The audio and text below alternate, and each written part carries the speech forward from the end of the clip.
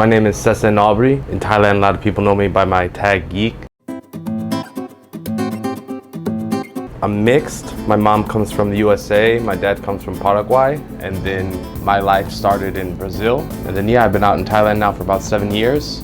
I didn't have money for canvas in Paraguay to buy like a canvas, even like this size. I used to go on the street and buy, or not buy, I would just take people's trash. So they would have like wood, they throw away wood or clean it up and then paint on it with acrylics. I had seen like the movie, a lot of people seen like City of God, like about the slums in Brazil. And I told my friends like, yeah, I'm gonna move to a slum in Rio and I'm gonna learn how to do graffiti. So I moved there. And so that's where I first learned how to use spray paint really, was like in Brazil. I said, okay, I paint walls. I'm not the only person to paint walls. Am I the best? No, not even close to the best. I paint portraits. Lots of people paint portraits. Am I the best? No, not even close. And so I started to just go through all the different things. If I continue to just paint like one wall, take a picture, change idea, paint another wall, take a picture, change idea, it's not very strong and it's not very special. Everybody does that. I need to do something more. So I started to think like, who am I? How am I special as an artist? My background is special. Like, I'm probably the only person I know that has my mixture, like Paraguay, USA, Brazil, then lives in Asia, studied anthropology and world culture. So the idea came that I'm gonna make my own country. It's related to the real world, but it's not.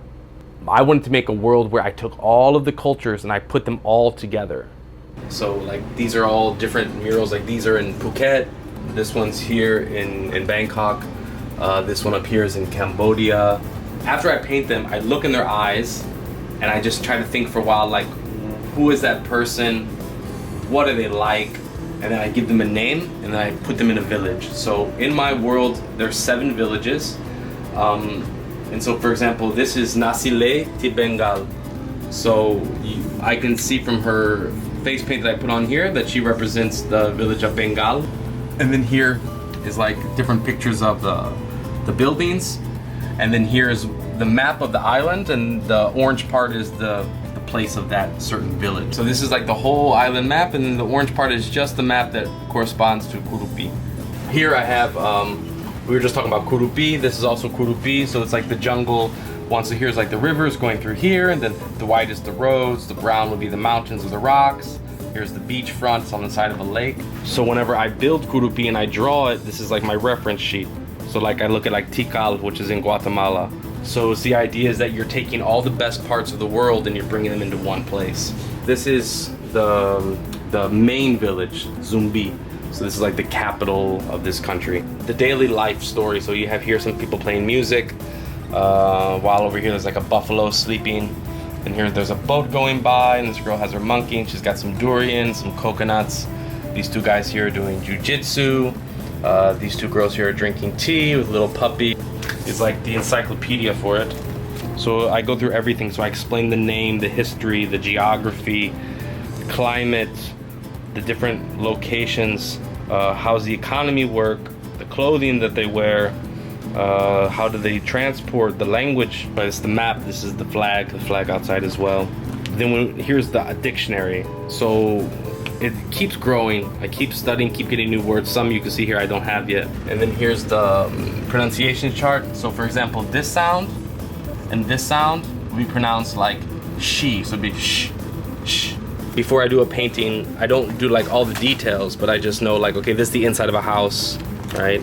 The outside of a house. So here I just get the ideas about how do the people move, right? So it's like a reference book whenever I go back to make people. And then I keep the reference of like every little thing, like the trees, all the different trees here. And this book here is just reference photos of every village. So if I need to know something, I can just go back and grab it and say, okay, I'm gonna use this as the starting point for a piece of art. So here's like a map, each village and the village animal around there, and then it goes through and these are all the different necklaces. So this is just like the catalog, but here's the real, this is the silver necklace, right? So I designed these and worked with a silversmith. I have a whole bunch of these. So we have Sobe Ti Hanuma, and we have Kuja Ti Hanuma, so they're both from the same place. They're both wearing this necklace, right? This is a girl's necklace, but this instrument here from, you know, like if you mix this sound with, you can see for example like this one right here is this part here, this island right here is right here. They have a system, they have a way that they can grow a lot of food very fast, so everybody has food and work is very easy, so they don't have money because they don't need to have things to buy.